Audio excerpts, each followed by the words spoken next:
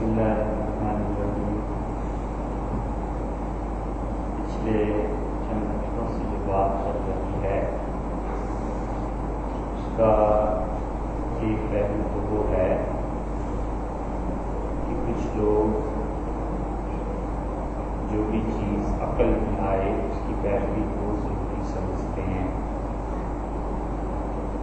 اور جو چیز ان کی عقل میں نہیں آتی، جیسے انبیاء علیہ السلام کے معجزات، اولیاء اللہ کی کرامتیں، قبر کا عذاب وغیرہ وغیرہ، جو عالم غیب کے حقائق ہیں وہ، اور جس چیز کی کتاب و سنت میں دعوت ملتی ہے، ان چیزوں کو یا تو سرے سے مانتے ہی نہیں، اور یا وہ یہ کہتے ہیں کہ اس کی بھی کوئی عقلاً توجیہ ہونی چاہیے۔ دوسرا گروہ ایسا ہے جو یہ کہتا ہے کہ جو کچھ کتاب و سنت میں آیا ہے ہمیں ان حقائق کو تسلیم کر دینا چاہیے، اور انبیاء علیہ السلام نے جو کچھ بتایا ہے بس اس کی پیروی کرنی چاہیے۔ تو عقل کا کیا مقام ہے، اور کیا یہ دو ایسے دھارے ہیں جو متوازی بہہ رہے ہیں، اور دریا کے دو کنارے ہیں جو کبھی بھی آپس میں نہیں ملتے، یا کہیں پہنچ کر عقل اور نقل ان دونوں کا اتفاق بھی ہو جاتا ہے؟ تو عقل کے معاملے میں اگرچہ ایک ہی آدمی کی بات آئی ابن رشد کی، لیکن ابن رشد چونکہ فلاسفہ کے آخری لوگوں میں سے تھا، اور فلسفے کو اس نے نہ صرف یہ کہ پڑھا تھا بلکہ امام غزالی رحمۃ اللہ علیہ نے فلسفے میں جو شگاف اس قلعے میں ڈال دیے تھے اور جتنی بری طرح اس عمارت کو توڑا تھا، اگر یہ ابن رشد نہ ہوتا تو شاید اس کے بعد پھر اس عمارت کو کوئی تعمیر بھی نہ کر سکتا۔ لیکن اس میں ایک پہلو ایسا ہے جس کو ابن عربی نے سمجھایا۔ ابن عربی دو ہیں، ایک ابن عربی صوفی رحمۃ اللہ علیہ، اور وہ محی الدین ابن عربی کہلاتے ہیں، دمشق میں ان کی قبر بھی ہے، وہ صاحب فتوحات مکیہ اور بہت بہت بڑے اولیاء اللہ میں شمار کیے جانے کے قابل، اور ایک یہ ابن عربی دوسرا ہے۔ اب ان میں چونکہ چند چیزیں مشترک ہیں، اس لیے ان دونوں کے ناموں میں اشتباہ ہو جاتا ہے۔ دونوں کو ابن عربی کہتے ہیں عام طور پہ، دونوں ہی شکی صدی کے ہیں، پھر دونوں اسپین کے ہیں، دونوں مالکی، تو اتنی ساری چیزیں اکٹھی ہو جانے کی وجہ سے لوگوں کو شبہ پڑ جاتا ہے۔ تو جس ابن عربی کا ذکر پہلے کیا ہے کہ اولیاء اللہ میں سے وہ شیخ اکبر کہلاتے ہیں، یعنی بڑے شیخ، اور دوسرے جو ابن عربی ہیں جنہوں نے احکام القرآن لکھی ہے یہ ناصبی ہیں، اور بہت سے لوگ جن کو ان کے احوال کی مکمل طور پر اطلاع نہیں ہو سکی، انہوں نے اگرچہ لکھا ہے کہ یہ سنی ہے، لیکن تحقیقی بات یہ ہے کہ ناصبی ہیں۔ شاہ عبدالعزیز صاحب محدث دہلوی رحمۃ اللہ علیہ نے اپنے فتاویٰ میں جو چیز لکھی ہے وہ یہی ہے کہ یہ ناصبی تھے، اور ہم نے بھی اس پہ لکھا ہے، اور ہمارے اساتذہ میں محمد رشید صاحب نعمانی رحمۃ اللہ علیہ وہ بھی یہی فرماتے تھے، اور بڑی تحقیق کے بعد وہ کہتے تھے۔ تو ان کی الواسم القواسم دیکھیں تو اس سے پتہ چلتا ہے کہ ان پر نواسب کا کتنا اثر تھا۔ شاہ عبدالعزیز صاحب محدث دہلوی رحمۃ اللہ علیہ اسی لیے ان کے خلاف لکھتے ہیں۔ تو یہ جو ہیں ابن عربی دوسرے، انہوں نے امام غزالی اور ان لوگوں کے ساتھ ان کا رشتہ ملتا ہے، تو انہوں نے کہنے کو تو ایک فکرہ لکھا ہے، لیکن اپنے اساتذہ اور سب کے متعلق لکھا ہے کہ امام غزالی اور یہ سب کوئی جتنا گروہ تھا یہ فلسفے کے پیٹ میں گھس گئے لیکن باہر نہیں نکل سکے. تو یہ جو اتنا سخت جملہ انہوں نے لکھا ہے اس کی وجہ یہ تھی کہ کچھ نہ کچھ اثر ان لوگوں پر باقی رہ گیا تھا. اور پھر جب یہ آئے ابن رشد تو اس نے کسر ہی نہیں چھوڑی. اس نے امام غزالی رحمۃ اللہ نے کی تھی کہ تحافظ الفلاسفہ فلسفیوں کی گمراہی. تو انہوں نے جو کتاب لکھی اس کا نام بھی رکھا کہ تحافظ گمراہی کی گمراہی، یعنی گمراہی جو تھی فلسفیوں کی توڑ پھوڑ. اصل تو یہ ہے کہ تباہی بربادی، تو انہوں نے لکھا تباہی بربادی کی تباہی بربادی. ایسے ہی ہے جس کی کتاب کا نام زلزلہ کسی نے رکھا تو اس کا جواب جس نے لکھا اس نے لکھا کہ زلزلہ در زلزلہ. تو ایسی چیزیں چلتی ہیں مناظرے کے میدان میں بھی. لیکن ان لوگوں کا علم بہت زیادہ تھا تو ابن رشد ان کے نمائندے تھے. اور ادھر سے جن لوگوں کی باتیں ہیں ان میں بہت لوگ ہیں اور ان میں سے بڑی قابل ذکر شخصیت حضرت مجدد الفسانی سرہندی رحمۃ اللہ علیہ کی ہے. حضرت مجدد رحمۃ اللہ علیہ کو جن لوگوں میں نہیں پڑھا وہ جانتے نہیں ہیں کہ یہ ان کے مکتوبات کس کمال کی چیز ہیں اور حضرت نے کن کن علوم پر ان میں بحث کی ہے. ایک فکرہ بھی ان کا ایسا ہے کہ اس کو کتاب نہیں کیا سکتا. ایک فکرہ بھی کبھی بھی بڑا کہہ دیتا ہے تو بچہ نہیں سمجھتا لیکن وہ بڑا جانتا ہے کہ اس ایک فکرے کا کیا مطلب ہے. باپ ہے آسمان کی طرف دیکھتا ہے اور کہتا ہے یہ کھڑکیاں بند کر دو. اب اس کا اتنا کہہ دینا بچے کی سمجھ میں نہیں آتا. بچے کو یہ بھی نہیں پتا چلتا کہ آسمان کی طرف کیوں دیکھا تو موسم دیکھ کے سمجھتا ہے کہ اب آندھی آئے گی، کھڑکیاں کھلی ہیں، اب ہوا آئے گی، چیزیں گریں گی، شیشے ٹوٹیں گے. تو کہتا ہے اس کھڑکی کو بند کر دو. اب بچے کو اس سمجھنے کے لیے کہ باپ نے یہ کیوں کہا ہے اس کے پیچھے عقل چاہیے، تجربہ چاہیے، بہت سی چیزیں چاہیے. اب وہ کہ نہیں پہلے مجھے اس کی سمجھ آئے پھر میں کھڑکی بند کروں گا تو پھر ہو چکا کام. بس اسی طرح یہ بعض لوگ اتنی گہری چیزیں ہوتے ہیں. ان میں سے مجدد الفسانی سرہندی رحمۃ اللہ علیہ ہیں کہ مکتوبات کہنے میں تو 2 جلدیں ہیں لیکن کمال کی چیزیں حضرت نے اس میں لکھی ہیں. ہم جہاں پچھلی مرتبہ پہنچے تھے وہ یہ بات تھی کہ مجدد رحمۃ اللہ نے فرمایا کہ دیکھو الہیات کے باب میں کہ مقصد اسناس کاذبان جو سب سے بڑا مقصد ہے زندگی کا، اس کے بارے میں یہ فلسفی جھوٹ بولتے ہیں. الہیات مستقل ایک پورا موضوع ہے اور الہیات میں شریعت کے جتنے بھی موضوعات ہیں سب سے پہلی چیز ان میں ترجیحاً عقیدہ ہے. اور عقیدہ جو ہے اس کا تعلق علم کلام سے اور اسی کو فقہ اکبر بھی کہتے ہیں. اور اگر کسی انسان کو عقیدے کی مباحث نہیں معلوم تو آدمی در حقیقت علماء میں شمار کیے جانے کے قابل ہی نہیں ہے. اس لیے کہ امام صاحب رحمۃ اللہ علیہ کا سب سے پہلا مدعا یہ تھا کہ لوگوں کے عقیدے درست ہوں. اسی لیے فقہ اکبر بھی لکھی اور اسی لیے بصرہ میں کئی سال تک وہ جاتے رہے کیونکہ بصرہ میں عقیدے کے بارے میں اہل بدعت جو تھے ان کے نظریات تھے اور ان کے ساتھ مسلسل ان کے مناظرے جاری تھے. جو اس امت کا پہلا دور تھا اس میں علم زیادہ تھا. اس لیے علم کے زیادہ ہونے کی وجہ سے عقیدے کی بدعات زیادہ تھی. جب عقیدے کی بدعات زیادہ تھی تو اہل سنت والجماعت کے علماء انہی عقائد پر انہی چیزوں پر بحث کرتے تھے کیونکہ ان کے مقابلے میں معتزلہ تھے، ان کے مقابلے میں خوارج تھے، مرجئہ تھے، قدریہ تھے، فلاں تھے.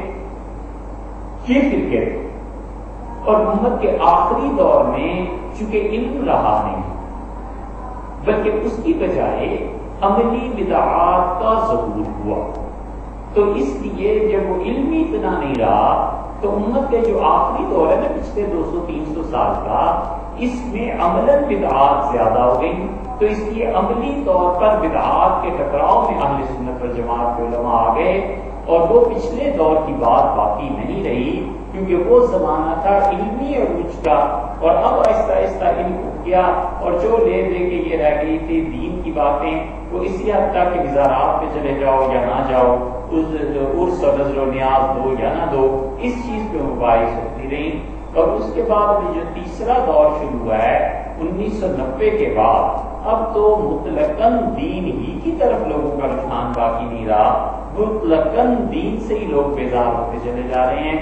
اس لیے نہ عقیدے کی بدعت ہے نہ عمل کی بدعت ہے، یہی چیزیں جاری رہیں گی۔ تو پھر رونا یہ نہیں رہے گا کہ مغربی تعلیم نے دین سے دور کر دیا ہے، کس چیز نے دور کر دیا ہے، لوگ کلیتاً دین سے ہٹ جائیں گے۔ جیسے کہ بالعموم آج کل اب انہیں کوئی شرم حیا نہیں آتی کہ دین کے خلاف کوئی بیان دے دیں، دین کے متعلق کوئی بات کہہ دیں یا اسلام کے متعلق کوئی مذاق اڑا دیں نا، ان کو پتہ ہے کہ آگے سے اس کے متعلق اس کے خلاف کوئی بولے گا بھی نہیں۔ تو اب معاملہ ایسا آ گیا ہے کہ یہ دین میں وہ جو فرقہ وارگی اور سب چیزیں ہوتی تھی، جس کی شکایت ہوتی تھی کہ مولوی لڑتے ہیں یا نہیں لڑتے یا کیا کرتے ہیں، اب سرے سے دین میں دلچسپی کم ہوتی جا رہی ہے۔ اس لیے اب یہ بھی ضرورت نہیں ہوتی کہ بدعت کیا ہے اور سنت کیا ہے۔ تو اس لیے مجدد الفسانی رحمۃ اللہ نے جو لکھا ہے نا فکرہ کہ مقصد اسناس وہ کاذبان، اور یہ جھوٹے ہیں اس اعلیٰ ترین مقصد میں، تو اعلیٰ ترین مباحث جو تھی وہ عقیدے کی تھی، اور عقیدے میں بھی الہیات کی مباحث تھی، رسالت کی مباحث تھی، الہیات کے ضمن میں ہی کہیں کہیں یہ تقدیر کو بھی بعض علم کلام والے لے آتے ہیں، کیونکہ وہ تقدیر کو بھی اللہ کی صفات میں شمار کرتے ہیں، اور ان کا کہنا یہ ہے کہ جس طرح تعالیٰ شانہ کی صفات کو بس ایک خاص حد تک سمجھا جا سکتا ہے، اس سے زیادہ سمجھا نہیں جا سکتا، اسی طرح تقدیر کو بھی بس ایک حد تک سمجھا جا سکتا ہے، اس سے زیادہ انسان کے بس کی بات نہیں۔ اسی لیے ابن عربی رحمۃ اللہ علیہ نے ایک جگہ پر لکھا ہے، اور ان کا خیال یہ ہے کہ جنت میں جا کر سب سے پہلا عقدہ جو انسان کا حل ہوگا اور سب سے پہلی چیز جو انسانوں کو سمجھائی جائے گی وہ تقدیر ہے، اس کے راز سے پردہ اٹھا دیا جائے گا، اور انسان کی عقل اتنی ترقی کر جائے گی کہ وہ تقدیر کے مسئلے کو جا کر جنت میں سب سے پہلے سمجھیں گے۔ ان کا کشف کہیے، ان کا اپنا گمان کہیے، کچھ بھی ہو، لیکن ان کا خیال یہ ہے۔ تو اسی لیے وہ کہتے ہیں کہ باوجود اس کے کہ تقدیر پہ بہت سے لوگوں نے پوری کتابیں کی ہیں، یہ ابن سبلی سینا ہے، اس کے شارح ہیں امام راضی رحمۃ اللہ علیہ وغیرہ، لیکن ایک جگہ پر پہنچ کے ان لوگوں نے بس قلم رکھ دیا اور کہا اس سے زیادہ تقدیر پہ بات نہیں کی جا سکتی۔ حضرت فرماتے ہیں کہ الہیات، خدا کی ذات اور صفات، ان چیزوں کو سمجھنا یہ بہت بڑی چیزوں میں سے ہے۔ اس لیے یہ جتنے بھی صوفی تھے پچھلے، یہ اپنے مریدوں کو خاص طور پر عقیدہ سکھاتے تھے۔ ایسے نہیں ہے کہ بیعت کر لیا اور اللہ اللہ کرنا سکھا دیا اور پھر اس کے بعد چھوڑ دیا۔ وہ سب سے پہلے عقیدے کا پوچھتے تھے کہ تمہارا عقیدہ کیا ہے، اور پھر اللہ تعالیٰ کی صفات کے بارے میں بتاتے تھے کہ خدا کی 8 صفات پر ایمان لانا ضروری ہے۔ علم، قدرت، ارادہ، سماع، بصر، کلام، تکوین، یہ اللہ کی صفات ہیں، اور اشاعرہ اور ماتریدیہ کی کیا فرق ہے۔ اسی لیے حضرت نظام الدین اولیاء رحمۃ اللہ علیہ نے فرمایا، اور چشتیوں کے حالات میں سب سے زیادہ مستند کتاب سید الاولیاء ہے۔ اگر یہ کتاب نہ ہوتی تو چشتی حضرات کے حالات بہت مشکل تھا صحیح حالات کو ڈھونڈنا، کیونکہ چشتی پہلے ایک ہی چلے آتے تھے مشائخ چشت میں سے، یہ تو پھر حضرت فرید الدین مسعود شکرگنج رحمۃ اللہ علیہ اپنے سلسلے کے مجدد تھے، تو ان کی تجدید ایسی زبردست تھی کہ اس کی وجہ سے 2 شاخیں آگے کو بن گئی۔ جو حضرت نظام الدین اولیاء رحمۃ اللہ علیہ سے شاخ چلی ہے یہ چشتی نظامی ہو گئے، اور جو چشتیہ سلسلے کی شاخ صابر کلیری رحمۃ اللہ سے چلی ہے وہ چشتی صابری ہو گئے۔ چشتی صابری جو تھے وہ بہت دھیمے رہے۔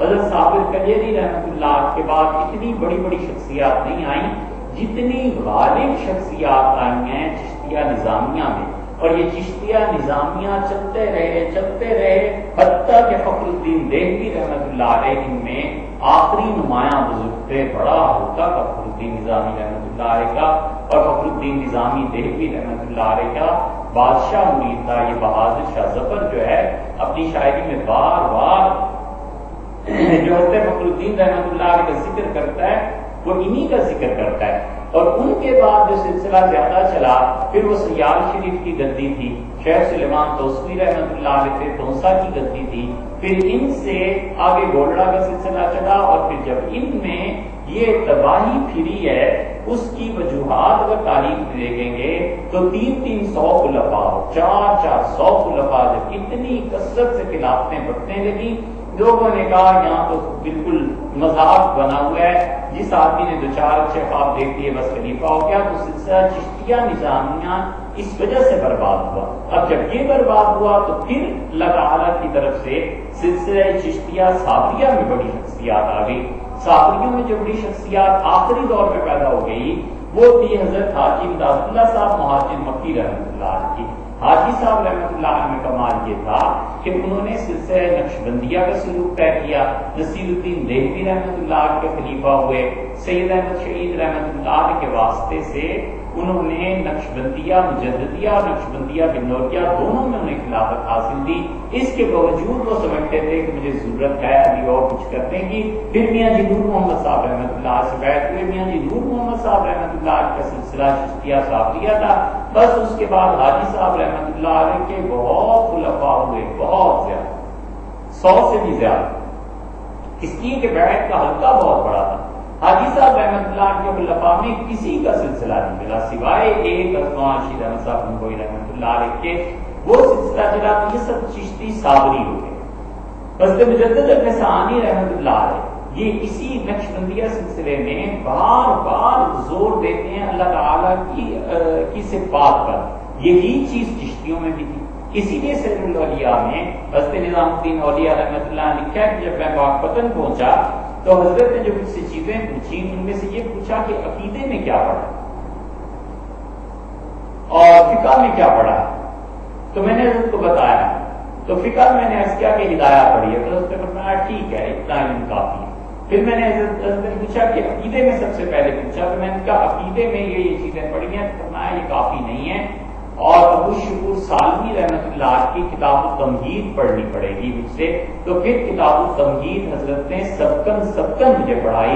اب کتاب التمہید پڑھیں گے تو اس میں الہیات کے پورے ابواب ہیں، رسالت کے ابواب ہیں، تقدیر پر بحث ملتی ہے، صحابہ رضی اللہ عنہ کی بحث ملتی ہے، وہ ساری عقیدے کی تصریح کی کہ عقیدہ یہ ہونا چاہیے۔ پھر اس کے بعد ان سے پوچھا کہ قرآن یاد کیا، ان کا نہیں ہستے میں قرآن یاد کرو، قرآت کتنی پڑھی ہے، میں نے بتایا کہ میں مجھ سے قرآت پڑھنی پڑے گی اور 6 پارے کامل تجوید کے ساتھ مجھے پڑھا، 6 پارے کامل تجوید کے ساتھ حضرت نے خود مجھے پڑھا۔ تو اب ایسا شیخ جو اتنی تربیت کر سکتا ہو، حضرت فرماتے ہیں رائے پوری رحمۃ اللہ علیہ کے حوالے سے، شاہ عبد القادر صاحب رائے پوری رحمۃ اللہ علیہ فرماتے تھے کہ ایک ہی چھت کے اندر سارے سودے مل جائیں وہ دکانیں اب ختم ہو گئی، اب تو جہاں سے جو چیز اچھی مل جائے بس لے لو، وگرنہ اب اس کا کوئی حل نہیں ہے۔ تو یہ چیزیں اتنی زیادہ ان لوگوں میں اس لیے تھیں کہ وہ خود جامع اور کامل شخصیات تھی۔ حضرت مجدد الفسانی رحمۃ اللہ علیہ کا یہ سلسلہ اب تک چل رہا ہے کہ جو حقیقت میں نقشبندی مشائخ ہیں ان کے ہاں عقیدے پر اور اللہ کی صفات پر بڑا زور ہے، اور وہ اس کو کہتے ہیں اس لیے کہ اگر کوئی شخص اللہ تعالیٰ کے عقیدے کو نہیں جانتا تو وہ آدمی بہت زیادہ گمراہی میں پڑ جاتا ہے۔ اب یہ بحث کہ اللہ تعالیٰ کہاں ہے یہ الہیات کا ایک پورا مستقل حصہ ہے۔ اب عام طور پہ جس چیز کو پوری دنیا میں اچھالا جا رہا ہے کہ اللہ عرش پہ ہے، اور سعودیہ سے کتابیں چھپ رہی ہیں کہ اسبات الحد للہ عز وجل، اللہ کے لیے وجود کا ثابت کرنا، خدا عرش سے چھوٹا ہے، خدا عرش سے بڑا ہے، عرش چھوٹا ہے کہ خدا چھوٹا ہے، یہ سب کی سب چیزیں جو اب یہ چھاپ رہے ہیں یہ پوری دنیا میں ان مباحث کو زندہ کرنا چاہتے ہیں کہ ان مباحث کے ذریعے سے الہیات میں خالص وہ مسلک بیان کیا جائے جو اس زمانے میں ان لوگوں کا تھا جو تجسیم کے قائل۔ ان حنبلیوں میں کوئی بھی عیب نہ ہوتا تو 2 عیب ان کے قیامت تک دھلنے والے نہیں، اس لیے کہ ان میں سے ایک گروہ پورا ان حنبلی فقہاء میں ایسا تھا جو اللہ کے لیے جسم کے قائل تھے معاذ اللہ، اور وہ برملا کہتے تھے کہ اللہ تعالیٰ کے بارے میں یہ چیزیں نہ پوچھو، باقی جو مرضی پوچھو۔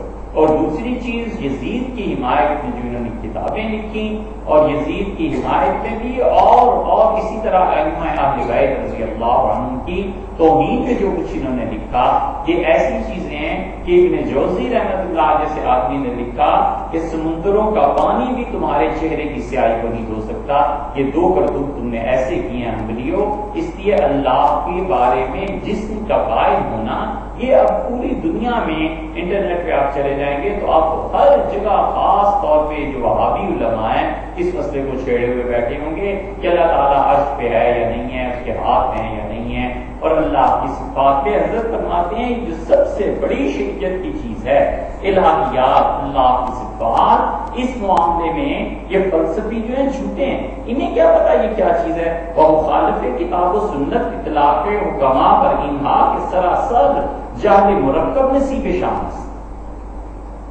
اور ان کا حال یہ ہے کہ اللہ تعالیٰ کی صفات کے بارے میں اپنی عقل سے جو کام دینے والے لوگ ہیں یہ کتاب و سنت کو جھٹلاتے ہیں، کتاب و سنت کے مراد کو نہیں سمجھ سکتے، مکمل طور پر جاہل مرکب میں مبتلا ہے۔ جاہل مرکب کا مطلب یہ ہے کہ ایک آدمی جاہل ہو اور مجھے یہ بھی نہ پتا چلے کہ میں جاہل ہوں۔ ایک تو آدمی جاہل ہوتا ہے، اچھا علم کی بھی یہی مصیبت ہے، جب تک علم نہ آئے پتہ ہی نہیں چلتا کہ میں جاہل ہوں۔ دنیا میں ہر آدمی کی مجہولات زیادہ ہیں اور معلومات کم ہیں، کائنات میں ہر آدمی اس کی مجہولات زیادہ ہیں، بہت سی ہزاروں لاکھوں کروڑوں چیزیں جو ہر آدمی نہیں جانتا، اور جو جانتا ہے وہ بالکل تھوڑا سا جانتا ہے، تو جو تھوڑا سا جانتا ہے جتنی اندر کی روشنی بڑھتی ہے پھر پتا چلتا ہے کہ اچھا مجھے تو کب تک یہ بھی نہیں پتا تھا، مجھے تو یہ بھی نہیں پتا تھا، یہ بھی نہیں پتا تھا۔ ہر آدمی کی جہالت سے آتا ہے اور علم کم ہے، اور علم کی مصیبت یہ کہ جب علم آتا ہے تو پتا چلتا ہے کہ ارے میں جاہل ہوں، جب تک علم نہ آئے تو جہالت کا بھی پتا نہیں چلتا، تو جاہل بھی ہو اور پھر اس کے بعد اپنی رائے پر اصرار کرے، یہ جاہل مرکب ہے۔ اسی لیے حضور اکرم صلی اللہ علیہ وسلم نے ارشاد فرمایا کہ میری امت میں دو چیزیں جب ظاہر ہو جائیں تو پھر عالم کو چاہیے کہ اپنا علم ظاہر کرے، اور اتنے سخت الفاظ آئے ہیں، آپ نے فرمایا جب امت میں تم دو چیزوں کو دیکھو گے، اگر کسی علم والے نے اپنا علم ظاہر نہ کیا تو اللہ کی لعنت اس پہ پڑے اور اللہ کے فرشتوں کی پھٹکار پڑے اور تمام دنیا کے لعنت کرنے والوں کی لعنت اس پہ پڑے، اس کے علم پہ بھی اس پہ بھی، یعنی مراد یہ ہے کہ اسے اپنا کیوں علم ظاہر نہیں کیا۔ حضور اکرم صلی اللہ علیہ وسلم جب میری امت میں بدعت ظاہر ہونے لگے اور جب میری امت میں دوسری چیز صحابہ رضی اللہ عنہ کو برا کہا جائے تو پھر فرمایا کہ میں تمہیں بتاتا ہوں کہ اگر تمہارے پاس علم ہے تو اس کو ظاہر کرنا، ورنہ تم پہ لعنت پڑے۔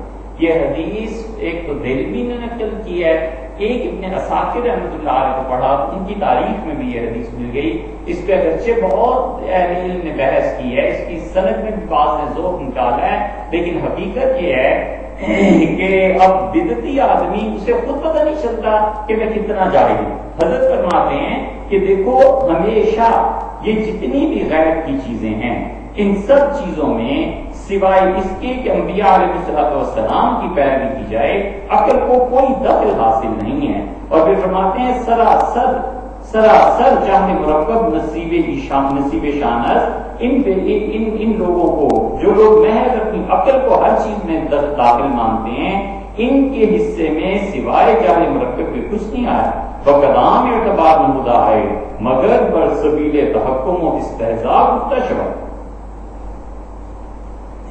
یہ محض اپنی عقل کا استعمال کر کے غیب کے حقائق کا مذاق اڑاتے ہیں۔ غیب کے حقائق کا مذاق کیسے اڑاتے ہیں؟ اب ایک کہتا ہے جی عذاب قبر، ہمیں تو نہیں سمجھ آتا کیسے عذاب قبر ہوگا، وہ حدیث سنتا ہے کہ حضور صلی اللہ علیہ وسلم یہ فرمایا کیا کہ قبر مردے کے لیے تنگ اور وسیع ہو جاتی ہے، وہ کہتا ہے یہ قبر ہے، میں دیکھ رہا ہوں نہ تنگ ہو رہی ہے نہ وسیع ہو رہی ہے، تم کیسے اس بات کو کہتے ہو؟ اسی طرح غیب کے بہت سے حقائق ہیں۔ اب مثلاً غیب کی ایک بہت بڑی حقیقت جس کو ظاہر ہونا ہے سیدنا عیسیٰ علیہ السلام کا آنا ہے، اب وہ کہاں ہے، اس پہ عقلی اشکالات پیش کریں گے۔ تم کہتے ہو سیدنا مسیح علیہ السلام چوتھے آسمان پہ، اچھا بھی وہ وہاں کھاتے کیسے ہیں؟ 2000 سال گزر گئے ان کو وہاں بیٹھے ہوئے، ان کی عمر کیوں زیادہ نہیں ہو گئی، وہ بوڑھے کیوں نہیں ہو گئے؟ اب یہ سارے عقلی دلائل دے دے کے اصل میں احادیث کی تکذیب کر دی ہیں، اور ہمارے زمانے میں جن لوگوں نے ایک طرح کا ٹھیکہ لے لیا ہے کہ وہ ہر مرتبہ اس بات کو کہیں، ہر مرتبہ اپنے رسالوں میں لکھیں ان میں 3-4 شخصیات بہت نما ہیں. وحید الدین خان صاحب اب عام طور پر لکھتے ہیں کہ عیسیٰ علیہ السلام اپنے زمانے میں انتقال کر گئے، اب کسی نے نہیں آنا. اس وقت جون کا جو شمارہ آیا ہے اس میں تو انہوں نے کمال ہی کر دیا ہے. فرماتے ہیں کہ عیسیٰ بھی آ چکے ہیں، مہدی بھی آ چکے ہیں، دجال بھی آ چکا ہے. صرف آپ لوگوں کا پہچان ہونی چاہیے کہ اس زمانے میں عیسیٰ کون ہے، اس زمانے میں مہدی کون ہے، اس زمانے میں دجال کون ہے. جتنی احادیث اس بارے میں آئی ہیں سب غلط، اور ان کا معاملہ یہ ہے کہ کہتے ہیں عیسیٰ علیہ السلام کا اپنے زمانے میں انتقال ہو گیا. اب دوسری شخصیت کو دیکھ لیں، غامدی صاحب کے تو تشریف لے گئے پاکستان سے. غامدی صاحب بھی اسی کو کہتے ہیں. عیسیٰ علیہ السلام کا اپنے زمانے میں انتقال ہو گیا. اور بہت ایسے 2-3 مل جائیں گے. یہ سب چیزیں کیا ہیں کہ عالم غیب کو وہ اپنی عقل پر پرکھنا چاہتے ہیں، حالانکہ عقل کا بھی کوئی اتنا بڑا مسئلہ نہیں. تو ان سے پوچھے کہ ایک آدمی کو خدا ٹائم سے باہر نکال دے، خدا کی قدرت میں ہے یا نہیں؟ ہر کوئی مانتا ہے اللہ کی قدرت میں، اس لیے کہ ٹائم اور سپیس اللہ نے پیدا کی نا، زمانہ اور مکان خدا نے پیدا کیا، شروع سے نہیں تھے. ایک آدمی کہتا ہے اللہ تعالیٰ عرش پہ ہے، ہم کہتے ہیں اللہ تعالیٰ عرش پہ. اچھا بھائی تو جب عرش نہیں، عرش مخلوق ہے یا خالق ہے؟ وہ کہتے ہیں جی ظاہر ہے عرش مخلوق ہے. ہم کہتے ہیں جب عرش نہیں تھا تو اس وقت اللہ کہاں تھا؟ عرش تو اللہ نے بعد میں پیدا کیا نا، جب عرش نہیں تھا تو اللہ کہاں؟ کہتے جی کہیں تو ہم کہتے ہیں جہاں تھا وہیں اب بھی. چھوڑ دو اس بحث کو. الان کا مکان اللہ بھی وہیں ہے جہاں اس وقت تھا. عرش کو تو خدا نے بعد میں پیدا کیا. یہ کیا تو کیا کہ اللہ عرش پہ بیٹھا ہوا معاذ اللہ. اسی طرح عقل کو اتنی بڑی بات نہیں. عیسیٰ علیہ السلام کو خدا نے زمانے سے نکال دیا. زمانے سے جب نکال دیا تو جب ٹائم سے کوئی آدمی نکل جاتا ہے تو اس پر زمانے کے اثرات مرتب ہی نہیں ہوتے. اب زمانے کے اثرات مرتب ہوتے ہیں کہ یہ لوہا ہے کہ ممکن ہے 500 سال بعد گل جائے. زمانے کے اثرات مرتب ہوتے ہیں، آدمی ہے 60-70 سال کے بعد وہ مر جاتا ہے. زمانے کے اثرات مرتب ہوتے ہیں پہاڑ پہ، پہاڑ 2-2, 3-3, 4-4, 10-10 ہزار سال پہاڑ اسی طرح کھڑا رہتا ہے، اسے کچھ نہیں ہوتا. عیسیٰ علیہ السلام کو ہم کہتے ہیں اللہ نے ٹائم سے نکال دیا. حضور صلی اللہ علیہ وسلم کو معراج میں خدا لے گیا، ٹائم سے نکال دیا خدا نے. وگرنہ اتنا سفر اور واپسی یہ کیسے ممکن تھی؟ تو کسی چیز کو اللہ نے ٹائم سے نکال دیا، کسی چیز کو اللہ تعالیٰ نے اثرات مرتب ہونے سے روک دیا، تو اب کیا مسئلہ رہا؟ کون سی ایسی چیز؟ اللہ تعالیٰ نے عیسیٰ علیہ السلام کو کہا ہے کن، وہ جملہ ہے خدا کا، اور خدا کا جو جملہ ہے اسے غذا کس چیز سے ملنی چاہیے؟ ایک ہے جسم، جسم چاہتا ہے کہ غذا ملے اور مادے سے غذا ملے. ایک ہے روح، روح کہتی ہے مجھے مادے کی ضرورت نہیں ہے، مجھے اس کی کوئی ضرورت نہیں ہے کہ تم دودھ پیو یا پانی پیو، مجھے اس کی کوئی ضرورت نہیں ہے کہ تم گوشت کھاؤ یا دال کھاؤ. میرا تم سے تعلق اتنا صحیح ہے کہ میں تمہارے جسم کے اندر ہوں. جس دن تمہاری موت آئی اور میں تم سے الگ ہوئی، میرا جہان اور ہے، تمہارا جہان اور ہے. تمہاری ان چیزوں کی مجھے کوئی لذت، کوئی چیز ایسی ہے نہیں. روح کا معاملہ ہی بالکل الگ ہے. تو یہ جو روح ہے اللہ سے، اللہ حضور صلی اللہ علیہ وسلم سے پوچھا گیا تو اللہ نے فرمایا ان سے کہ یہ کل روح من امر ربی، روح میرے اللہ کا حکم ہے، یہ نہیں کا مخلوق ہے. اسی لیے عیسیٰ علیہ السلام جو پیدا ہوئے ہیں تو ان میں جو شان غالب ہے وہ اللہ کے حکم ہونے کی ہے. اسے کیا ضرورت ہے ایسی غذاؤں کی جن غذاؤں سے جسم بچتا ہے؟ روح کو جس غذا کی ضرورت ہے وہ اور چیز ہے. روح کو غذا کی ضرورت ہوتی ہے، ناپاک روح ہوتی ہے اسے گناہ کی ضرورت پیش آتی ہے، پاک روح ہوتی ہے اسے ذکر کی ضرورت پیش آتی ہے. اسی لیے ڈاکٹر جواب دے دیتا ہے کہ کچھ بھی نہیں رہا اس میں، اب مر جائے گا. شریعت کہتی ہے سورہ یاسین پڑھو، یہ پڑھو، یہ پڑھو. کیوں؟ اس لیے کہ روح زندہ ہے، روح ہے نا اس میں. تو جب تک روح باقی ہے، روح کو تو وہ قرآن، وہ ثواب، وہ چیزیں چاہیے تاکہ روح خوش رہے اس انسان کی، اس کے ساتھ تعلق ایسا قائم رہے. بہت چیزیں ایسی ہیں، لیکن یہ جو لوگ بالکل عقل میں پھنس کے رہ جاتے ہیں، حضرت مجدد الفسانی رحمۃ اللہ کہتے ہیں کہ ان کا کوئی اعتبار نہیں ہے. بس قبیلے اطلاق بصیر برآمہ شمردہ آئے. یہ ایسے ہی ہے جیسے کوئی آدمی ایک آنکھوں والے کو اندھا کہنے لگے تو جس طرح آنکھوں والے کو اندھا کہنا کوئی تک نہیں بنتی، اسی طرح ان فلسفیوں کے متعلق یہ سمجھنا کہ اللہ کی ذات و صفات کو یہ جانتے ہیں بالکل ایسے ہی ہے جیسے آنکھوں والے کو اندھا کو جمع عظیم صفحا کہ بے التزام طریق انبیاء علیہ السلام و تقلید صوفیاء الہیہ کہ در اثر از مطابعات انبیاء خدا اند علیہ السلام طریق ریاضت و مجاہدات اختیار نمودہ۔ ہر زمانے میں یہ جو فلسفی بے وقوف ہے انہوں نے انبیاء علیہ السلام کے طریقے کو اگر چھوڑ دیا اور انہوں نے کیا کیا کہ اپنے زمانے کے ان صوفیوں کی پیروی کرنا شروع کر دی جو صوفیوں کے زمانے میں ریاضت اور مجاہدے کرتے تھے اور بس صفائے وقت خود مغرور گشتہ اور اپنی جو چیزیں وہ دیکھتے تھے اس پر یہ فلسفی بہت مغرور ہو گئے اور خواب و خیال خود اعتماد کردان اپنے خواب اور خیال پر اعتماد کرنے لگے بخشوف خیالی خود را مقتضا ساختہ اور انہوں نے جو کچھ انہیں کشف ہوا اس کو اپنا مقتضا بنا لیا ضلوا فاضلوا اور یہ خود بھی گمراہ ہوئے اور انہوں نے لوگوں کو بھی گمراہ کیا۔ یہ عبارت آگے بھی ایک جگہ آ رہی ہے انشاءاللہ اس کی تشریح کرتے ہیں۔ نمیدان انہیں پتہ نہیں ہے بے وقوفوں کو جو ہمارے زمانے کے صوفی بنے بیٹھے ہیں ان صفائی نفس کہ یہ نفس کی صفائی ہے کہ راہ دلالت دار جو گمراہی کی طرف لے جاتی ہے، نہ صفائی قلب یہ صفائی دل کی صفائی نہیں ہے کہ دریشہ ہدایت کہ جہاں پر ہدایت کی کھڑکیاں کھلتی ہیں، صفائے قلب منوط بمطابقت انبیاء علیہ السلام اس لیے کہ لوگوں دل کی صفائی جو ہوتی ہے وہ انبیاء علیہ السلام کے پیچھے چلنے سے ہوتی ہے، تزکیہ نفس مربوط بصفائے قلب و سیاست اوس اور جو ان کی اپنی صفائی ہے طبیعت کا جو تزکیہ ہوتا ہے وہ ان کی اپنی سیاست ان کے اپنے معاملات ہیں، اس کا تعلق کوئی خدا کے قرب سے نہیں۔ تو آگے پھر لکھتے ہیں کارخانہ ان بزرگواروں جن کی میں تعریف کر رہا ہوں اور جنہیں میں سمجھتا ہوں کہ یہ ہیں جن کی پیروی کرنی چاہیے بنزول ملائکہ معصومین از قید و مکر دشمن لعین محفوظ است۔ انبیاء علیہ السلام ان پر فرشتے نازل ہوتے ہیں، یہ معصوم ہوتے ہیں، اپنے دشمن جس پہ خدا نے لعنت کیا یعنی شیطان اس کی قید اور مکر سے اس کے بہکاوے سے محفوظ ہوتے ہیں اور یہ حفاظت ایسی ہے وہ ایسے محفوظ ہیں کہ ان عبادی لیس لک علیہم سلطان نقب وقت شانس اللہ نے انہی کے بارے میں کہا ہے شیطان سے کہ میرے کچھ بندے ایسے بھی ہیں جن پر تمہارا زور نہیں چلے۔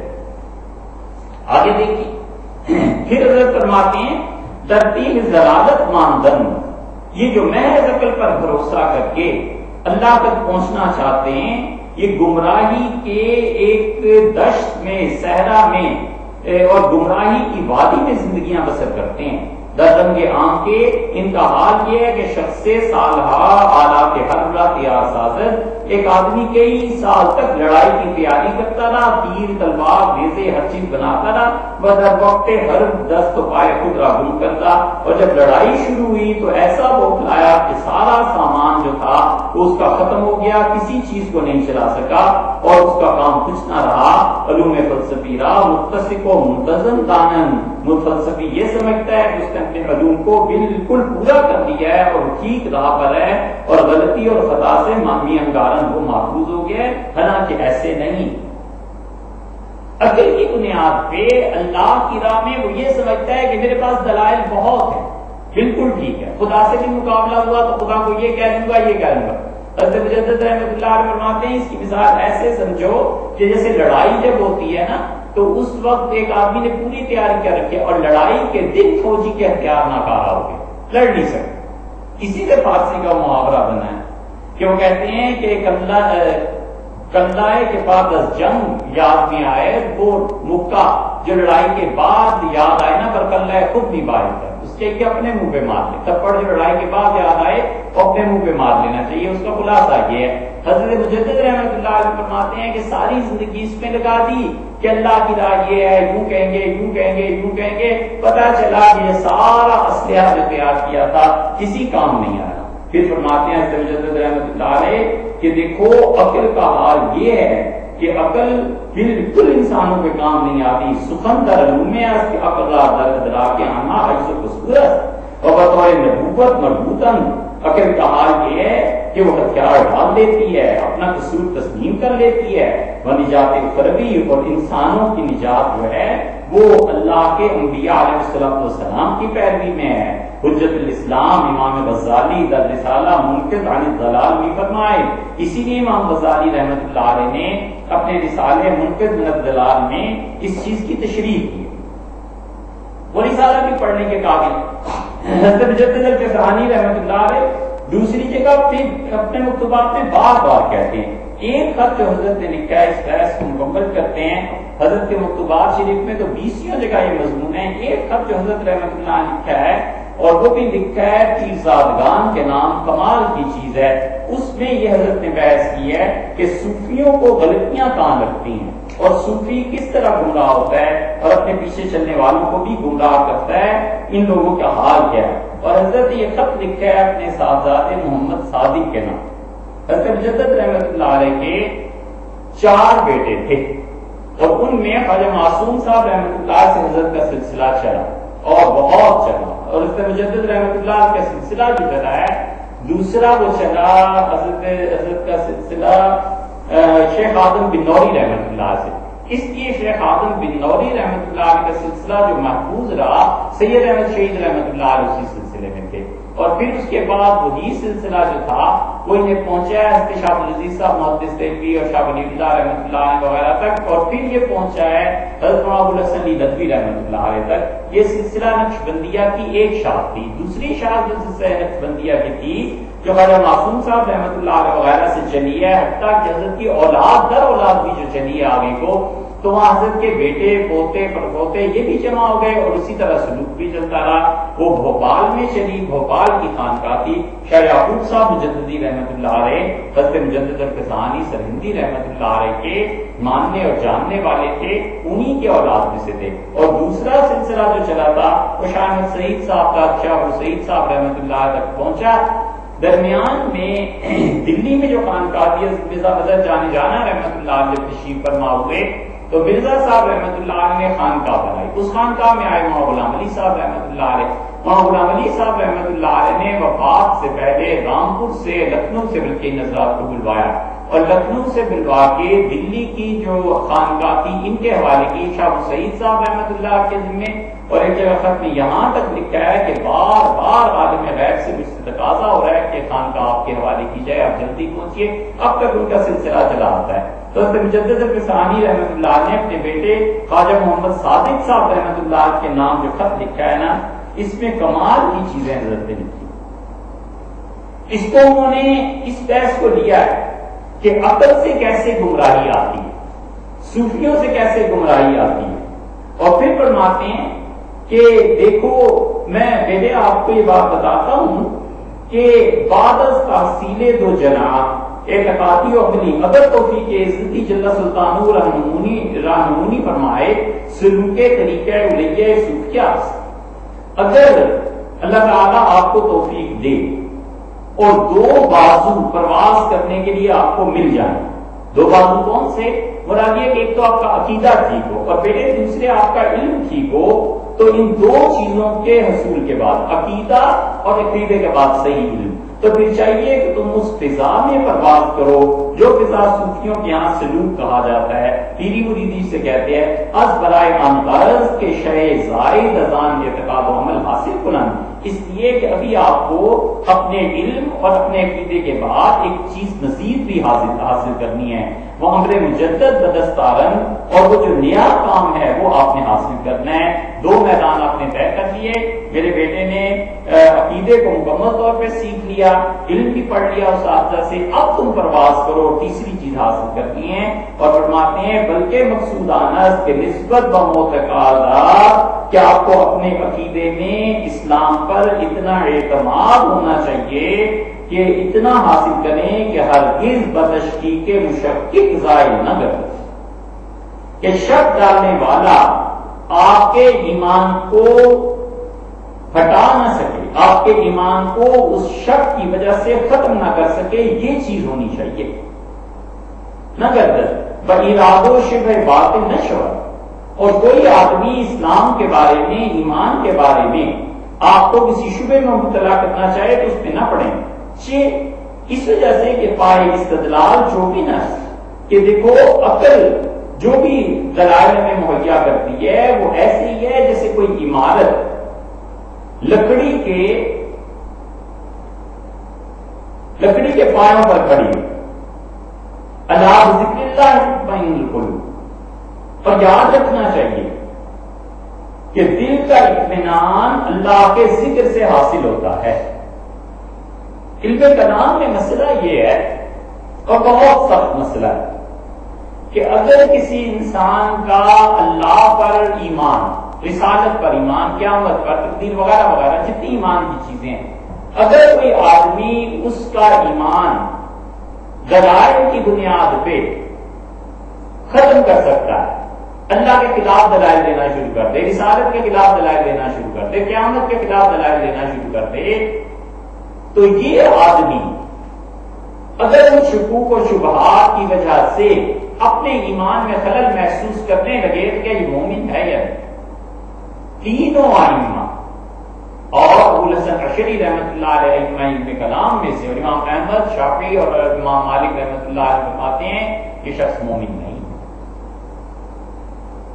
اس لیے آدمی سوچے یہ جو ہم اپنے آپ کو مسلمان صبح سے شام تک کہتے رہتے ہیں نا، مل جائے کوئی انگریز، مل جائے کوئی ایسا گورا جس سے زیادہ پڑھا ہوا ہو، ایسا مل جائے جس نے فزکس صحیح طرح پڑھی ہوئی ہو، تو 10 منٹ میں بیٹھ کے ایمان کے ٹکڑے اڑا دے، آدمی سوچتا ہی رہ جاتا ہے کہ کس جہان کی بات کرتا ہے۔ تینوں ائمہ کہتے ہیں کہ مسلمان نہیں ہے۔ یہ تو اللہ تعالیٰ کی رحمت اور مہربانی ہو یا وہ حنیفہ رحمۃ اللہ علیہ کہ امام صاحب رحمۃ اللہ علیہ فرماتے تھے کہ اگر کوئی آدمی کافر اس سے بحث کرے اور اسلام کے بارے میں چاہے اسے شک ڈال دے اور چاہے اس کے بعد جواب نہ ہو تو بھی اگر اقرار کرتا رہے گا اسلام کا تو یہ مسلمان ہی۔ سب سے کم درجے میں امام صاحب رحمۃ اللہ علیہ کہ اسی لیے علم کلام کے مباحث میں یہ آتا ہے کہ مشکک اگر شک ڈالنا شروع کر دے کسی آدمی کا ایمان اس سے اکھڑ سکتا ہے تو کیا وہ مومن ہے؟ عام طور پر کہتے ہیں مسلمان نہیں ہے، اسے چاہیے اپنے ایمان کی فکر کرے۔ اس کی مثال یہ سمجھے جیسے یہ دیوار ہے، اب ایک آدمی کہتا ہے یہ دیوار نہیں ہے،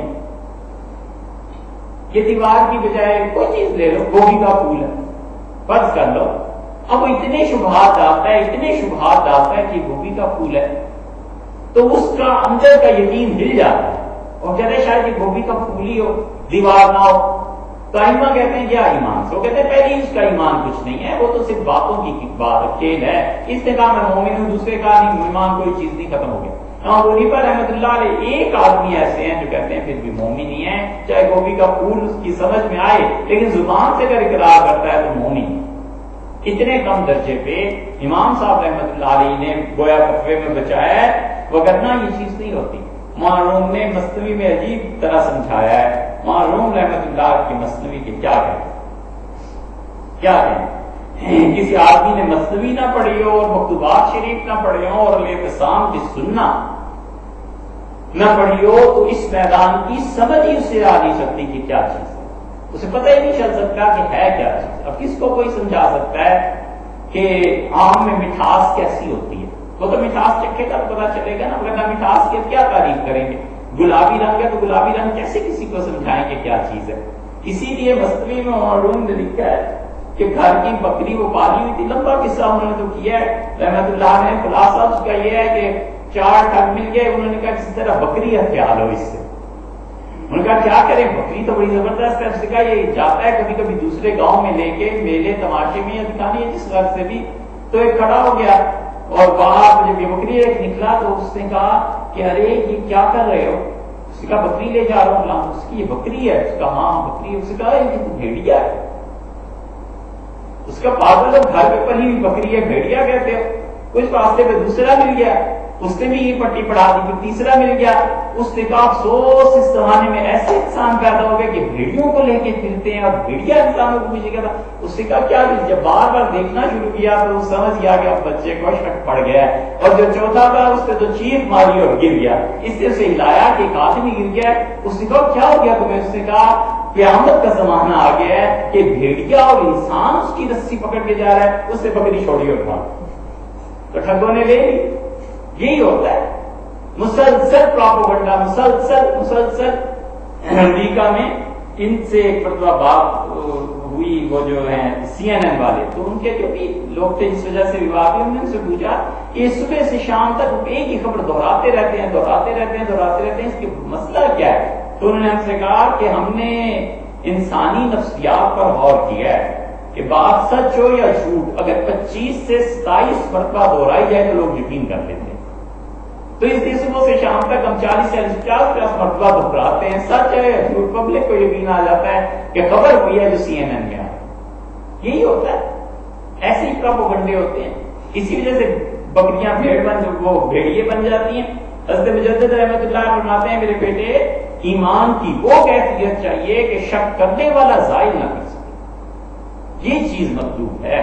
الا بذکر اللہ تطمئن القلوب، اور تطمئن القلوب کا جو درجہ ہے یہ اللہ کی یاد سے حاصل ہوتا ہے۔ میری علمی مباحث سے کچھ ایمان اتنا نہیں بنتا، ونسبت بأعمال یسر و سہولت حاصل کنن، اور ایمان اتنا مضبوط ہونا چاہیے کہ انسان آسانی سے شریعت کے اعمال پہ عمل کر سکے کہ از امارہ ناشی مشور، اور جو بغاوت انسان کے نفس سے پیدا ہوتی ہے اس بغاوت پر قابو پایا جا سکے۔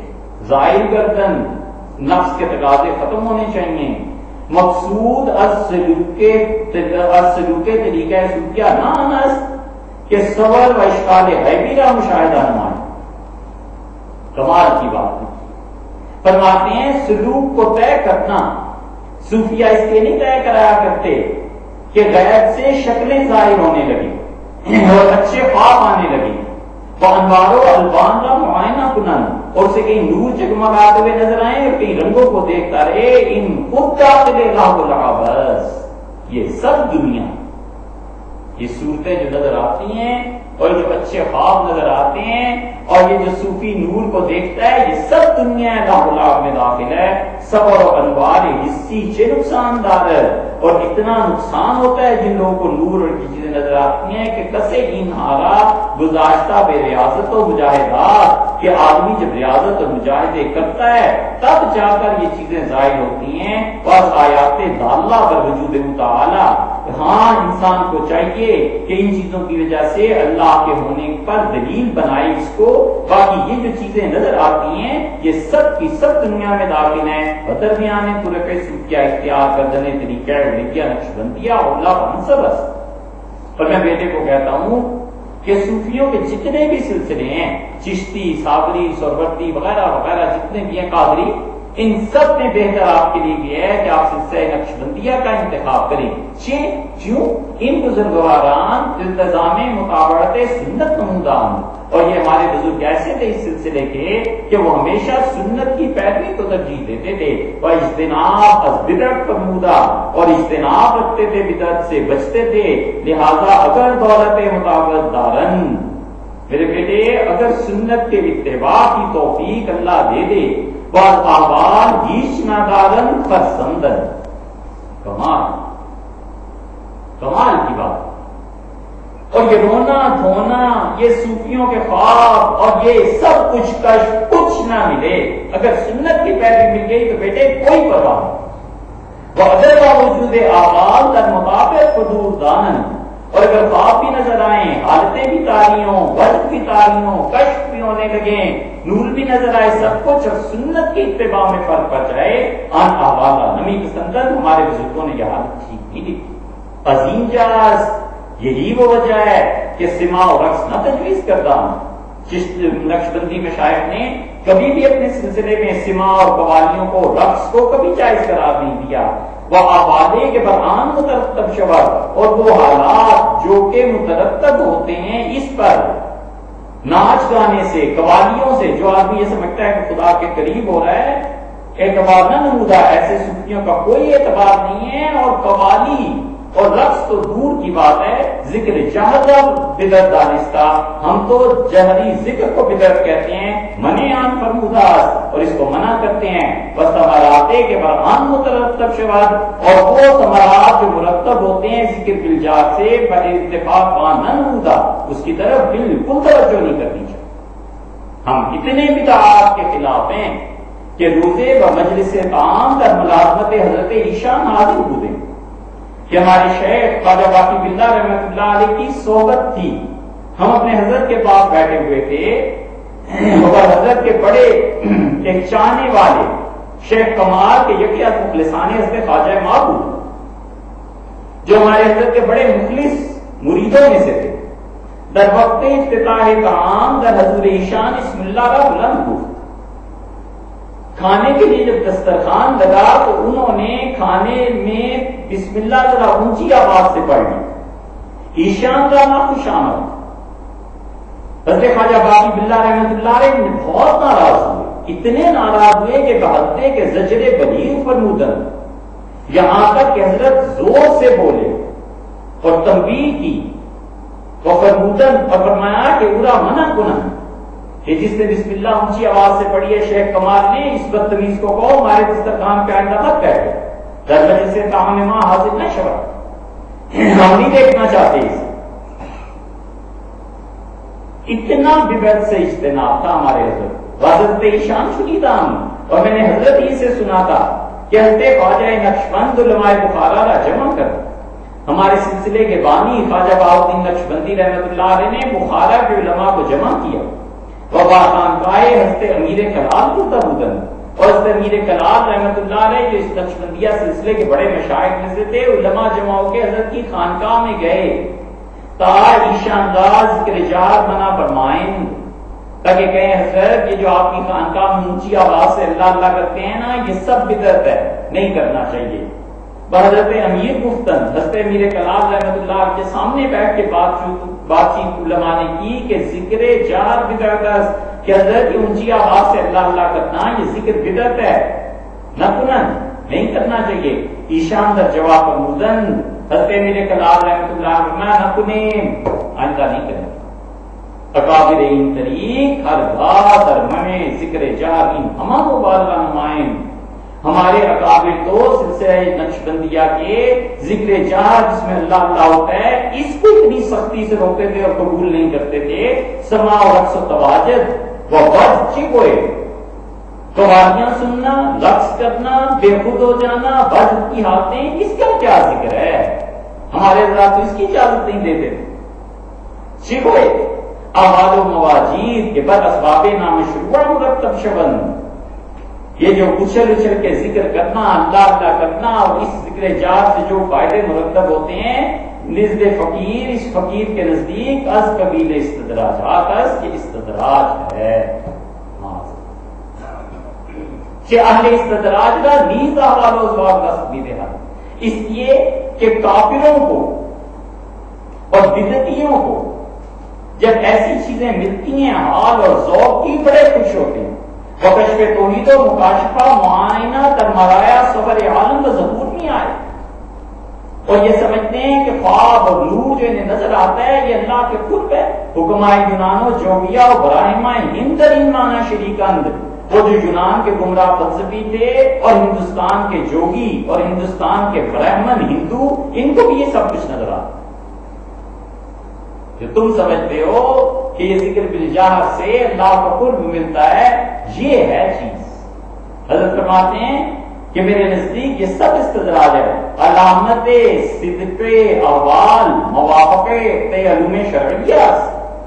ہم اس آدمی کی حالت ٹھیک جانتے ہیں جس کی حالت شریعت کے مطابق ہوتی ہے، اجتناب از ارتکاب امور محرمہ و مشتبہ بدانن کے سماع و رقص فی الحقیقت داخل لاب و لابس۔ اچھی طرح جاننا چاہیے کہ حرام کام جن سے بچنا ہے، شبہ والی کام جن سے بچنا ہے، یہ قوالیاں، یہ سماع اور یہ رقص، یہ سارے کے سارے اس بدبختی میں داخل ہیں جو اللہ نے کہا ہے لاہ و لاہ کے متعلق ومن الناس من یشتری لہو الحدیث، اور لوگوں میں سے کچھ ایسے بھی ہیں جو خدا کے مقابلے میں گانے بجانے کی چیزوں کو خریدتے ہیں۔ درشان من سرود نازل شدہ، یہ اللہ نے اس لیے آیت نازل کی تھی کہ لوگ ان چیزوں سے باز ہیں۔ آگے پھر اس کی تشریح عرض کرتے ہیں۔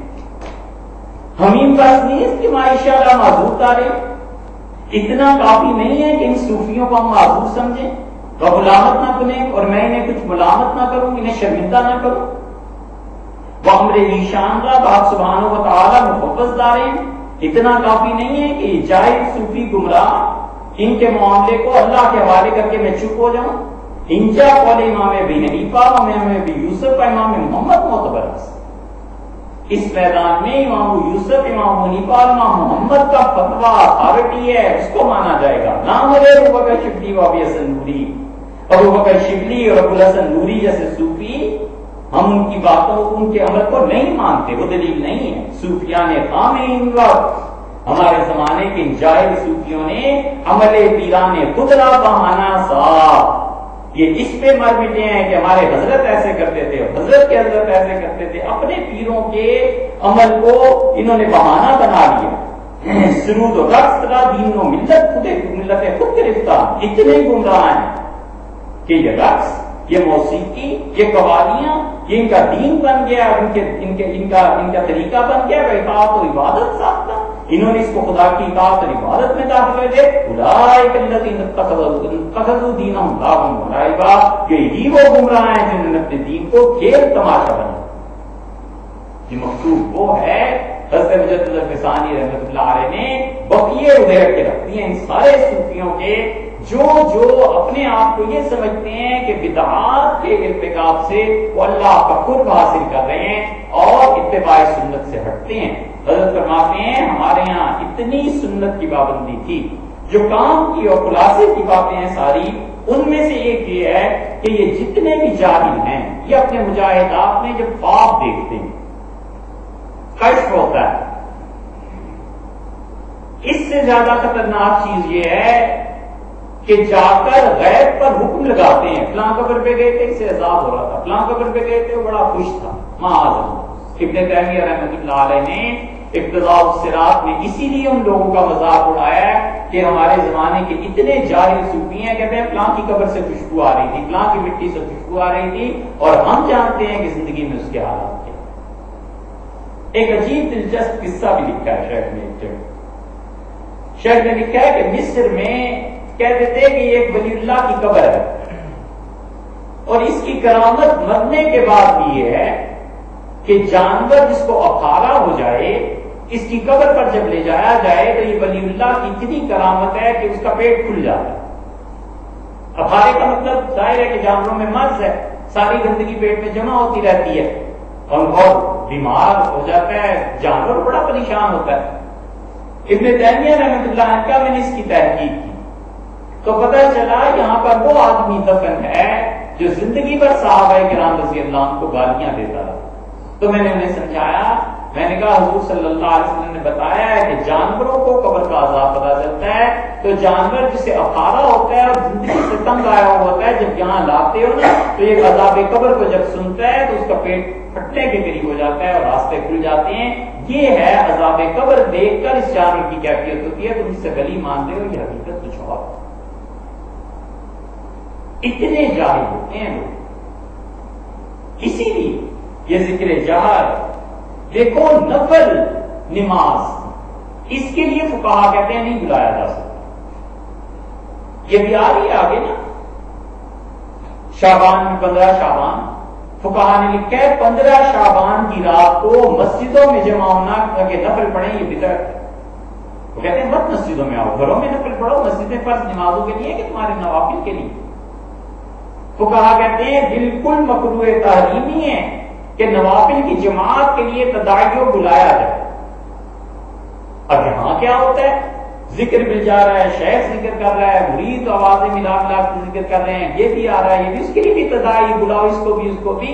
اور اتنے ظالم ہیں کہ جب ذکر انہیں کہو آؤ قرآن پاک پڑھتے ہیں، انہیں کہو آؤ درس قرآن میں جاتے ہیں، حدیث پڑھتے ہیں، آؤ بیٹھ کے نماز کے مسائل کا مذاکرہ کرتے ہیں، اس پہ نہیں۔ اور ان کو آئیں آج حضرت شیخ تشریف لا رہے ہیں، ذکر ہوگا، مجلس ہوگی، اس پہ دل خوش ہو جاتا ہے۔ اللہ نے اسی لیے کہا ہے کہ وَإِذَا ذُكِرَ الَّذِينَ مِن دُونِهِ، اور اللہ کی یاد کو چھوڑ کے جب ان کے بزرگوں اور مشائخ کا ذکر کیا جائے یستبشرون، خوش ہوتے ہیں، پھر ان کے بیٹھ کے جھوٹے قصے سنو، ہمارے حضرت ایسے تھے، حضرت کے حضرت ایسے تھے، فلاں ایسے تھے، فلاں ایسے تھے۔ بھئی جو کچھ بھی تھے سنت کے مطابق زندگی تھی یا نہیں تھی، نہیں تھی، گئے جہاں بھی گئے۔ حضرت نے اسی لیے اتنی سختی سے لکھا ہے کہ ہماری شیخ کسی نے کھانے پہ بسم اللہ اونچی آواز سے پڑھا، کل جہان بدعت میں ڈوبا ہوا ہے، حال ہی نہ پوچھو۔ بیت اللہ میں ہم جاتے ہیں، حیران ہوتے ہیں کہ وہاں بھی بدعات ہیں، کوئی جگہ ایسی نہیں۔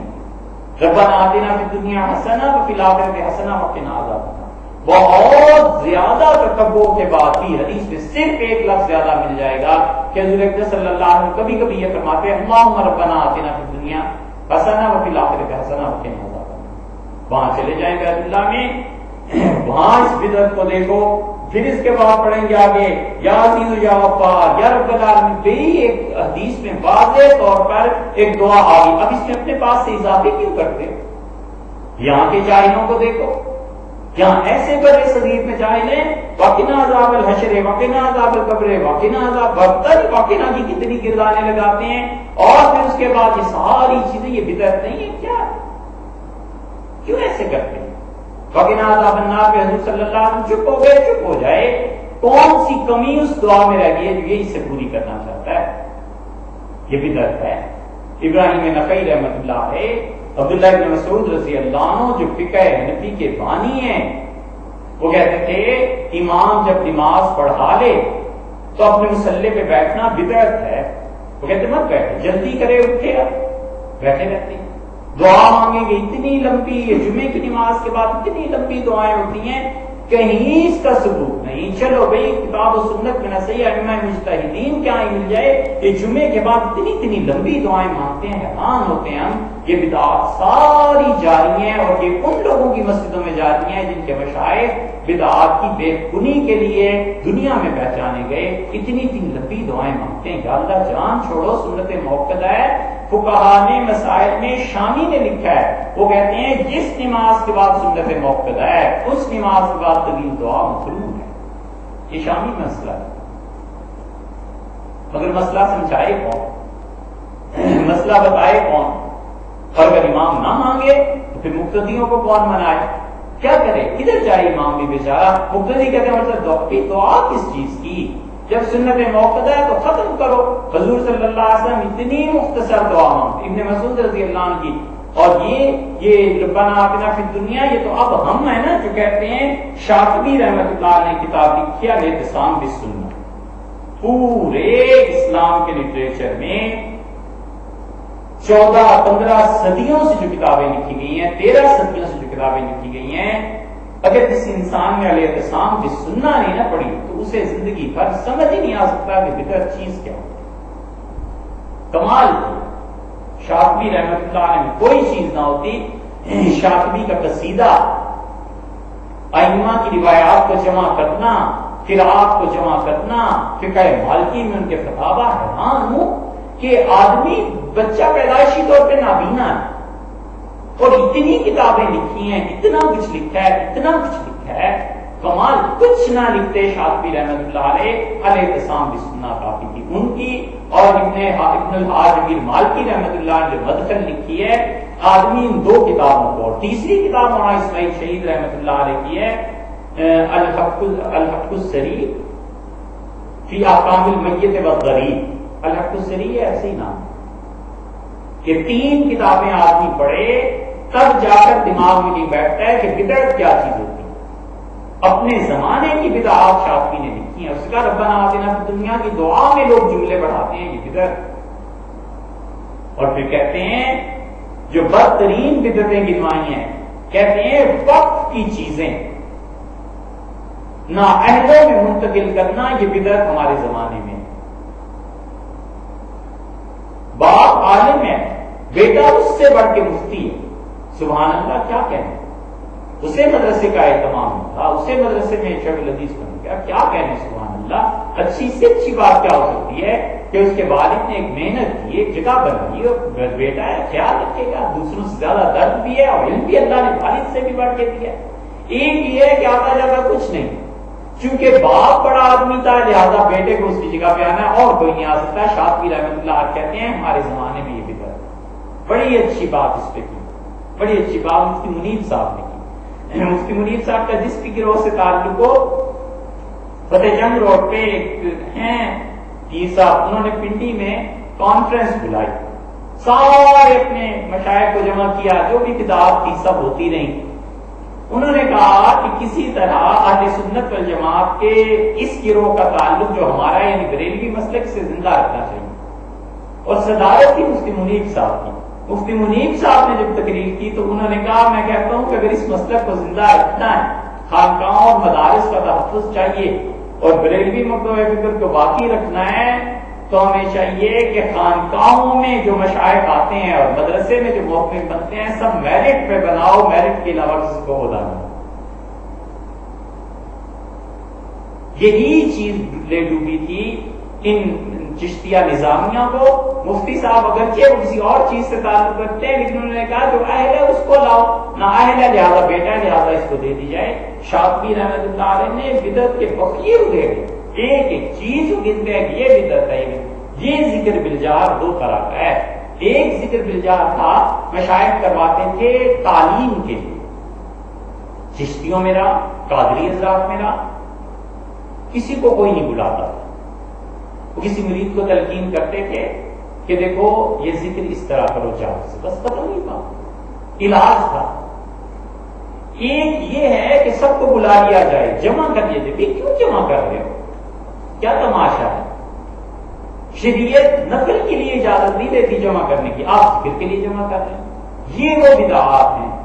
اور اس کے بعد جو حضرت نے فرمایا نا کہ ابو یوسف اور محمد کا قول معتبر ہے ابو الحسن نوری کا نہیں رحمہ اللہ، اس سے سمجھنا چاہیے کہ یہ کہنا ہمارے حضرت یوں کرتے تھے، حضرت یوں کرتے تھے، حضرت یوں کرتے تھے. حضرت اگر بدعت میں مبتلا تھے تو تمہیں بھی اس بدعت کے راستے پہ چلنا ہے.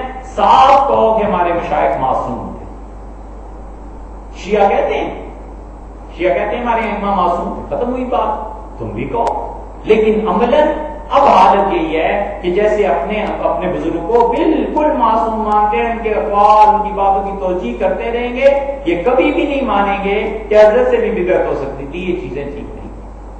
اسی لیے حاجی امداد اللہ صاحب مہاجر مکی رحمۃ اللہ علیہ کا وہ نسخہ 1883 کا اور 1886 کا ہم نے دیکھا جس میں حضرت نے لکھی تھی بعض چیزیں ایسی. حضرت مولانا شیخ احمد صاحب گنگوئی رحمۃ اللہ کے پاس جب وہ آیا تو حضرت میں چولہے میں ڈال دو.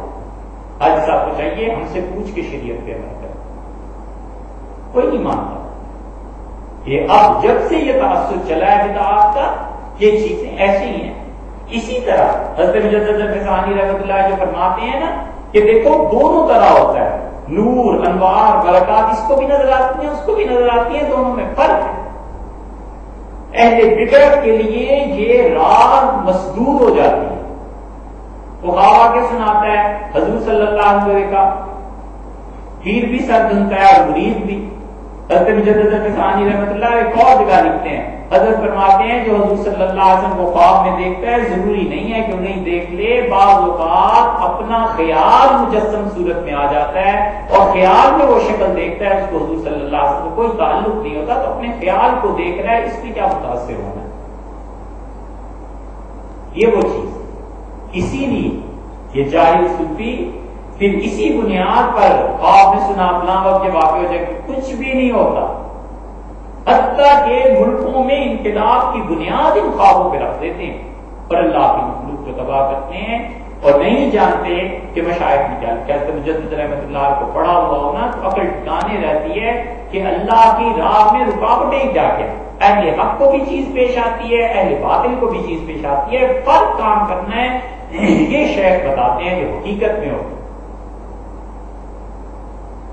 سندھ کے ایک خاندان ہے سندھ میں کھوسو، بڑے بڑے اچھے لوگ اس میں گزرے. خیر ان کی کیا خاندان کی باتیں کرنی. ان میں امین کھوسو تھے، غالباً سے حق نے انہیں وزیر بھی بنا لیا تھا بعد. غالباً یاد پڑتا ہے اس فیملی سے کوئی تھے، یہ تھے یا کوئی اور تھے. امین کھوسو جو تھے یہ تقسیم پاکستان سے بھی پہلے مولانا عبید اللہ سندھی رحمۃ اللہ علیہ نے بڑا عشق تھا.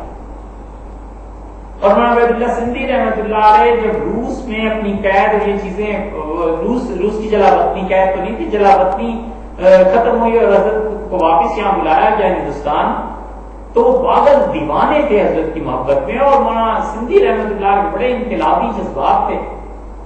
پھر وہ کمیونسٹوں کے نظام کو دیکھ کے چکے آئے ہوئے تھے، اس لیے کمیونسٹوں نے انہیں جو بھی متاثر کیا یعنی کہ بہرحال یہ ایک الگ بات ہے، لیکن امین کھوسو جو تھے وہ بہت بہت عزت کرتے تھے. پاکستان بن گیا تو ایک مستقل جو دیوبند میں مکتب فکر تھا شیخ الہند نور اللہ مرکزو کا، اور شیخ الہند نور اللہ مرکزو یہ ایسی شخصیت ہے جس پہ دیوبند جمع تھا، بس اس کے بعد یہ ٹکڑے ٹکڑے ہو گئے، آج تک نہیں مل کے بیٹھ سکے۔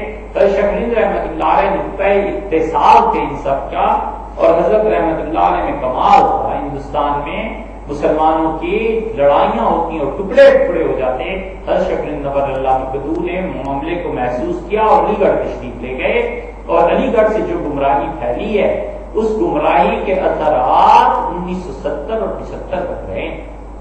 یہ ایوب خان، یہ یایا وغیرہ وغیرہ، یہ اس زمانے میں جتنے سیکٹری تھے یہ بڑے بڑے لوگ، یہ علی گڑھ کے تو پڑے ہوئے تھے، یہ علی گڑھ والوں ہی کی یونیورسٹی کی دین تھی ماشاء اللہ، جو اب تک ملک پہ مسلط ہے آئینی قوانین اور یہ وہ۔ تو شیخ الہند نور اللہ مرکزو کے بعد ان کا جو ایک مشن تھا کہ ملک کو آزاد کرائیں، اس میں حضرت مولانا سندھی رحمۃ اللہ کا اپنا کردار تھا۔ امین کوسو صاحب جو تھے ان کو حضرت سے بڑا تعلق، حضرت شیخ الہند رحمۃ اللہ کے بعد جو ان کی جگہ پر حدیث پڑھانے آئے وہ انور شاہ صاحب رحمۃ اللہ تھے۔ انور شاہ صاحب رحمۃ اللہ کے بہت بڑے بڑے شاگرد تھے، ان میں سعید اکبر آبادی تھے۔ سعید اکبر آبادی 1908 میں پیدا ہوئے اور انتقال ابھی ان کا ہوا 1984 میں، مئی 84 میں، 84 میں انڈیا میں رہے سارا، اور اس زمانے میں انور شاہ صاحب رحمۃ اللہ سے پڑھ کے دیوبند میں کینیڈا چلے گئے اور وہاں جا کے انگلش پڑھی، اور پھر دلی والوں نے بلایا، انگریزوں نے اسٹیفسن کالج تھا اس میں انہیں پروفیسر لگایا، اور ضیاء الحق نے بھی ان سے پڑھا، تو ضیاء الحق بڑی عزت کرتا تھا، اس لیے کہ جوانی میں پڑھا تھا حضرت سے، تو وہاں سعید اکبر آبادی کے لیے ضیاء الحق نے بڑا زور لگایا کہ پاکستان آئے، وہ نہیں آئے۔ انہوں نے کہا کہ تمہارا اسلام ہے نا، کہ تم ہی اسے نافذ کر لو اور جانو ہم اس ملک میں نہیں آتے۔ ان کی بیٹی تھی کراچی میں، تو انہوں نے کہا آپ بہت بیمار رہنے لگے، آب و ہوا کی تبدیلی کی وجہ سے آئیے، تو تشریف لائے اپنی بیٹی سے ملنے، اللہ نے تقدیر ایسی لکھی تھی، یہی کراچی میں انتقال ہوا، دارالعلوم کراچی کے احاطے میں دفن، ابھی بھی ان کی قبر ہے۔ انہوں نے ایک کتاب لکھی مولانا عبید اللہ سندھی علوم و افکار، یہ کتاب جب پاکستان پہنچی تو امین کوسو نے پڑھی، انہیں بہت پسند آئی، انہوں نے کہا یا اللہ حضرت سندھی رحمت اللہ سے چلے گئے، اب ان کی زیارت کہاں ہوگی، جس نے یہ کتاب لکھی ہے خدا بندہ وہی کہیں مل جائے۔ کراچی میں کسی نے افواہ اڑا دی کہ سعید اکبر آبادی جنہوں نے یہ کتاب لکھی ہے حیدرآباد آئے ہوئے ہیں، امین کوسو کروڑوں پتی آدمی ننگے پاؤں چل پڑا حیدرآباد، اتنا دیوانہ، حیدرآباد پہنچ کے پتہ چلا کوئی نہیں آیا، بڑے پریشان ہوئے۔ کوسو صاحب خود بھی لکھتے ہیں، کہتے ہیں کہ میں ایک دن فجر کے بعد ایسی مراقبے میں بیٹھا ہوا تھا، یہ ہے جو حضرت مجدد رحمۃ اللہ کہتے ہیں نا تصویریں نظر آتی ہیں، یہ اس لیے آپ کے سامنے رکھ رہے ہیں کہ تصوف میں یہ چیزیں پیش آتی ہیں، کوئی اتنی گھبرانے کی بات نہیں، نہ اپنے آپ کو کچھ سمجھنے کی بات ہے۔ امین کوسو کہتے ہیں کہ میں مراقبے میں تھا، صبح کی نماز کا ذکر کر رہا تھا، دیکھتا ہوں تو مولانا عبید اللہ سندھی رحمۃ اللہ علیہ سامنے کھڑے، میں تو پاگل ہو گیا، جی چاہ کہ حضرت کے پاؤں چوموں، اٹھوں تو جسم اتنا بوجھل اٹھا نہ جائے، حضرت ہنستے رہے اور اسے فرمایا جس آدمی کی تلاش میں نا وہ لاہور آیا ہوا ہے، تو میں نے بڑی ہمت کر کے اپنے آپ کو اٹھایا اور حضرت غائب ہو گئے۔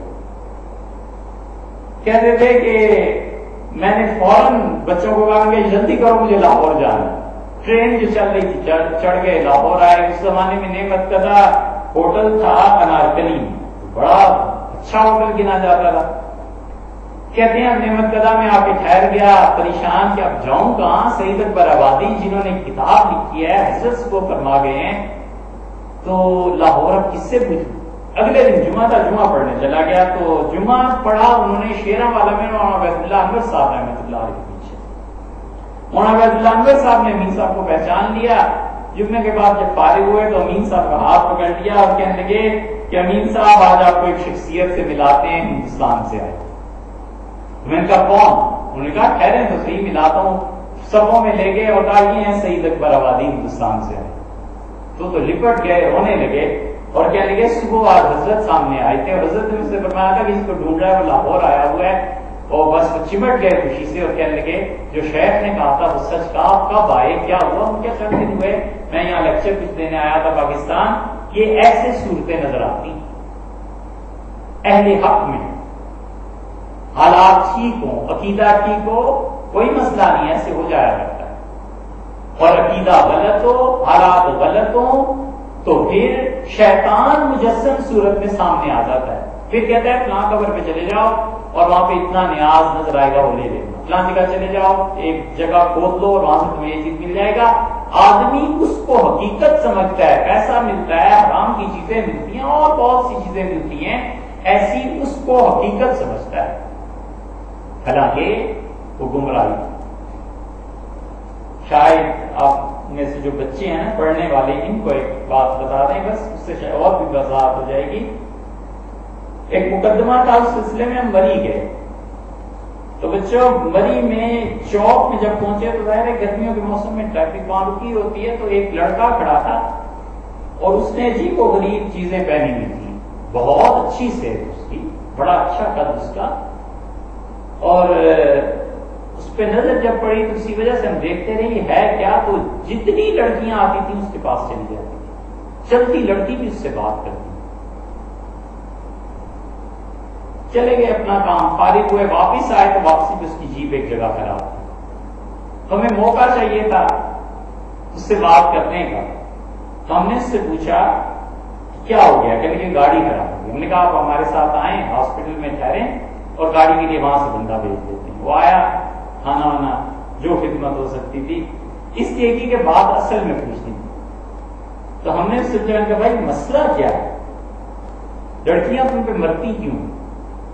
وہ ہنس پڑا، کہنے لگے جی کیسے پتا؟ میں نے کہا میں دیکھتا رہا ہوں یہ تماشے، یہ بتاؤ مسئلہ اصل میں کیا؟